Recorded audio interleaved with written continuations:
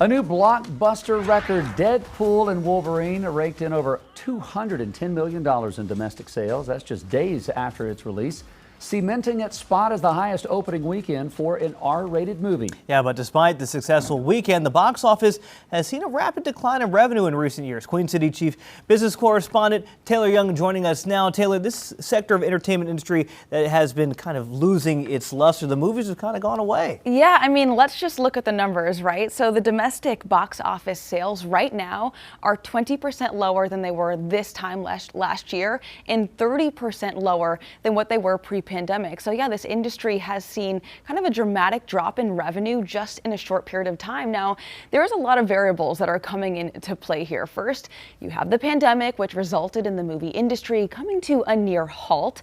Then you have inflation and ticket costs that have also made consumers hesitate to bring their family to the theaters. Then we also have seen turmoil in the industry itself with writers and actor strikes, which have led to major projects being pushed back. And on top of all of that, probably the biggest reason why we've seen kind of a drop in revenue here is you have the rise in popularity of streaming platforms like Netflix and Hulu, which have become major competitors of the movie industry. So if you are someone who's paying for multiple streaming platforms, I mean, there is a less incentive for you to go to the movies, spend $10, $15 on a ticket. And that's exactly what we're seeing right now. Popcorn's not the same at home. It's not. It's not the same kind of butter. All right, so box office industry is starting to decline. Is there an industry, though, kind of taking over the top spot? Yeah, so the gaming industry is now taking the crown. So it dominates as the highest grossing sector in the entertainment industry. Worldwide, it's estimated to be worth upwards of $160 billion in 2020. And right now, it is making more money than the music and movie industry combined. Now, we took a poll in our newsroom the other day asking people who went to the movies over the weekend. Yeah.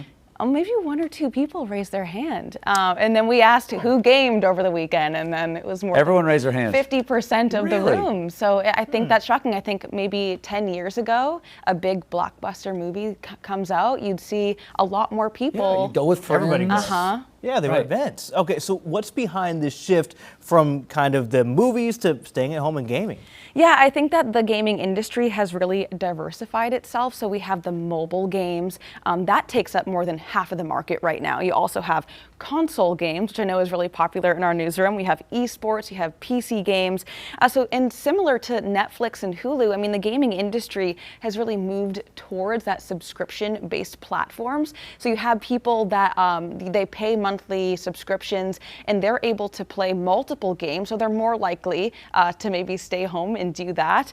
And then you also, have a generation, I think, of people, of teenagers specifically, that grew up during the pandemic. They weren't able to go to the movies for a couple of years. So what did they do for entertainment was they stayed home and they gamed. And I think that generation, because they grew up with that, are less likely to maybe be excited about going to the movies when they can just go home and go. And I will say that I do think that the gaming industry itself has attracted more ages. It used to be just a teenager thing, and now I think people of all ages are gaming. Our youngest daughter, who's 15, who grew up in the pandemic age of staying in their bedroom and not going anywhere, and is a gamer, dressed up to go to Despicable Me the other night with friends to the actual movie theater. And I thought, it's great to see teenagers still wanting to go to the theater, not as much as gaming, but it's still alive. There's still a heartbeat there. Absolutely, and I don't think it will ever go away.